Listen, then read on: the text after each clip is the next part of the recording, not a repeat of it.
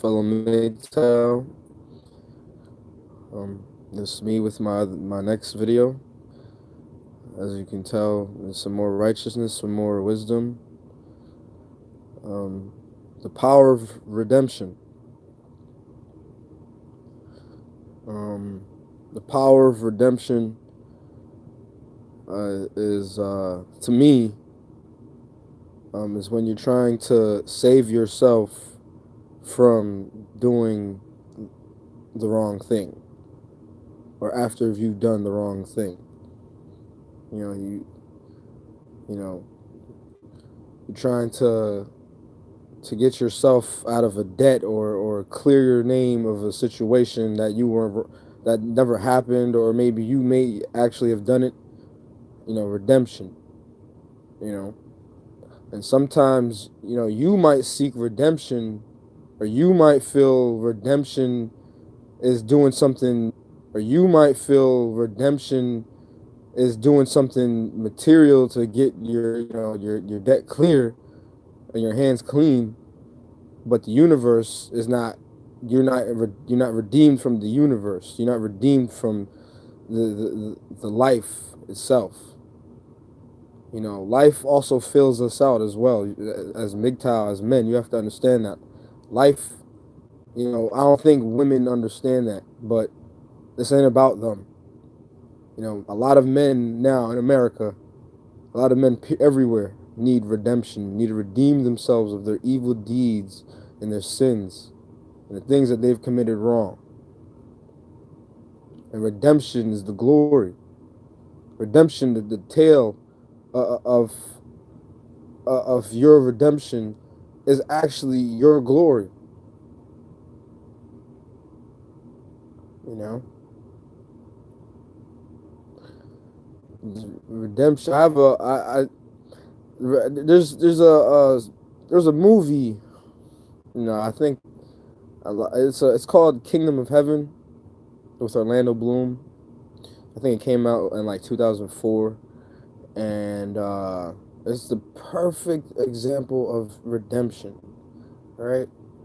And it's a shame that after this movie, I don't like going to use movies as examples, but this movie is, and I think it's based off of a true story that happened in history, actually, but I'm not too sure. I would have to. I don't want to put that out there that's so. I don't know.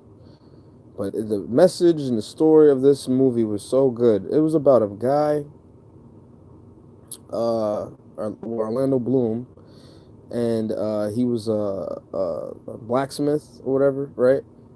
And his wife, I guess, a week prior to the movies, like the week prior in the storyline, she committed suicide and killed their newborn, infant child. And, that brought him shame, and that brought him, that was a sin on him, because, back then, it was, the Bible and religion was taken very serious. And, back then the two are one. It's not like how it is now when you just sign an agreement with the government. Back then, when you were married, the two spirits, the two flesh, were one. So whatever your wife did as a sin was casted on your neck, and you had to walk with that shame. And the same for her in those times. So she committed the ultimate sin, okay, according to biblical scripture, right? She murdered herself and the child. So just imagine in them times walking around with that shame on your neck, okay? That is ridiculous. That is fucking crazy. I'm surprised you didn't get stoned the minute you walked out the house. All right. So, anyways, on to his father catches up with him, tells him that he's important, pretty much. Tell him he's somebody. I'm sorry I haven't been in your life. Da da da da. And at first he's like, no, I'm not coming with you. Whatever. His father and his father's boys, they're like, fuck it, we out. And pretty much, he follows them after he kills somebody, because exactly what I just said, someone was making fun of him, and so he killed him and burned down his shop and bounced, right? So he bounced, he followed his dad. They went, and his father His father passed on the pilgrimage to Jerusalem, and when he got to Jerusalem, he found the guy that was a slave, and he rescued the slave, you know, and when he rescued the slave, he told the or killed actually he killed the slave's master. He told the slave to direct him to where Jerusalem was. When they got to Jerusalem, he told the guy he was free, and the guy couldn't believe it. All right, that he showed him that gratification, that gratitude. He couldn't believe it. So, and anyways, so there was a queen in Jerusalem at the time, or whatever, and her brother was king, right? Now he knows, and according to biblical states, when you go on a pilgrimage to Jerusalem, it's a righteous pilgrimage, righteous. You're going there to free up your sins. You know, you're going there to redeem yourself from whatever you've done. You know, that's what it was meant for. That's what Jerusalem was meant for in Israel. That's what it was meant for. Not what it is now. It was meant to for righteousness, a pilgrimage. You know, if you've done something wrong in your land, you know, you go there and get forgiveness because that's God's kingdom, you know, where God's people are at. You know, no matter what creed or religion, if you're a righteous person in any creed or religion, you go there to get, you know, not necessarily free of your sins, but you go there to get free of consciousness of whatever you've done, and and and and and and, and ultimately to get a better understanding in line with God, and ultimately your sins will be forgiven. When he got there was a king that was dying. His wife, a girl who was was already supposed to marry this other king, but this king was really arrogant, and you know he wanted to go to war with the Muslims, right? And the brother has fought so long, you know, to keep the peace, you know, between Christians and Muslims and all that stuff. Because Christians at this time they're in Jerusalem, they own Jerusalem. This is Jerusalem's Christian is Jerusalem land, but it's Christian. It's a Christian kingdom in a Muslim land. Like that's not that good, you know. So so pretty much, he's over there. He's found out he's somebody. You know, he has men under his control. You know, people that are loyal to him. You know, and the queen likes him, and the queen wants him to be king, so then there could be peace between the Muslims and the Christians. You know, that's a huge thing. And because he was married before, and because he's going there to redeem himself, and she's already to be wedded with another man, he said no. He said, I came here for consciousness. I came here to redeem myself, not add on more debt until, you know what I mean? Not add on more sin onto my life, you know? Not add that on, you know? And hundreds and thousands of people, men, died because had passed. That the arrogant king that she was wedded to, you know, went to war with the Muslims, and his army got destroyed. And when his army got destroyed, the Muslims came to Jerusalem ready to conquer it and take it over. And that could all have been prevented if he had just married her, the queen that was to be wedded to the guy, while her brother was in power. You know, could have saved hundreds of men, hundreds and thousands of men. He could have saved by committing some a wrong deed. She's already be wedded. That's it. She's another man's property. She's somebody else's soul. Even if the man was arrogant, even if the man was evil, even if the man was shameful and disloyal and all those evil things, you know, and that he seeked redemption. That's the point. That's a supernatural thing in a sense. He knows there's nothing on earth that could possibly redeem him within himself without a higher power coming within him. You know, a lot of you Mgtows, a lot of you men, MGTOW men out there, you got to understand. I understand some of you guys level 1 MGTOW, level 2 MGTOW. You guys have a lot of anger. Have a lot of issues. You know, but you also have to understand a lot of those issues and those anger problems, you guys done them to yourselves. Okay? You must redeem yourself. First thing is accepting that, okay, I didn't treat her well. I didn't study. I didn't do what I was supposed to do in life so I could get ahead. I didn't do what I needed to do to make my life comfortable. I wasn't the best husband. I wasn't the best wife. I had 4 or 5 different girlfriends. I was paying a girlfriend on the side. Yeah, I could have been more loving to my wife. Yeah, I could have put in the extra effort to study, put in the extra effort to be a good lover, put in the extra effort to be a good son, and be a good male role model. Put in the extra effort to be a good father. You know, MGTOW's redemption is when you are leaving those ways behind and trying to save. You understand those ways are wrong, and you understand those ways cannot. You can't succeed with those ways. You must save yourselves, save your souls, save your manhood and your manosphere. Okay, and also too, sometimes life can't redeem you. It's a spiritual thing, MGTOWs.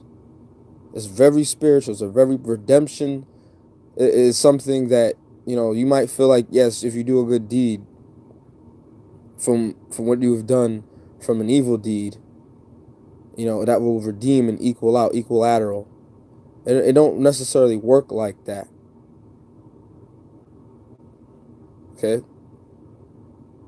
it only works when you are pure, when you're not a malicious man, when you're not a evil man, because when you're a malicious man, you're gonna do it again, regardless. MGTOWs, we must be strong in our own weaknesses. Our weaknesses must be our strengths. We must understand our weaknesses and rise to the occasion. MGTOW's redemption is out there for all of us. I've done some bad things, you've done some bad things, but we have the ability to change the world and change how people view Mgtow and how people view men by focusing on ourselves, leaving women alone, becoming better human beings, better role models. And if you don't want to be a role model, there's some Mgtow men that are just like, screw society. Fine, that's fine too. But you must be better than what you were yesterday. You must be the best you can be in everyday life. So good enough to face them. There's a lot of things, there's a lot of things from 2000 politically to now that righteous good men should stand together united in this country and banned. And now at the turn of the tide, at the end of everything, now men are starting to come together, righteous men are starting to come together and make an alliance. No matter what race, it's crazy. I'm seeing it all over. It's ridiculous. At the turn of the tide, at the end, where was all this alliance? Where was all this men coming together? It took women to hurt you to all come together. That's what I feel like is crazy. But it's a good thing, you know. And there's some men that are just naturally just MGTOW. Like no man, no woman hurt them. They're just MGTOW. There are some men that are like that, and there's some macho men that are like that too. They're cowboys. They don't care about They don't. There's some cowboys. They don't really care about, you know, family and all that. There's some out there. They out there. A lot. I'm not saying some. I should really say a lot are out there. But you know, MGTOW is for righteousness though.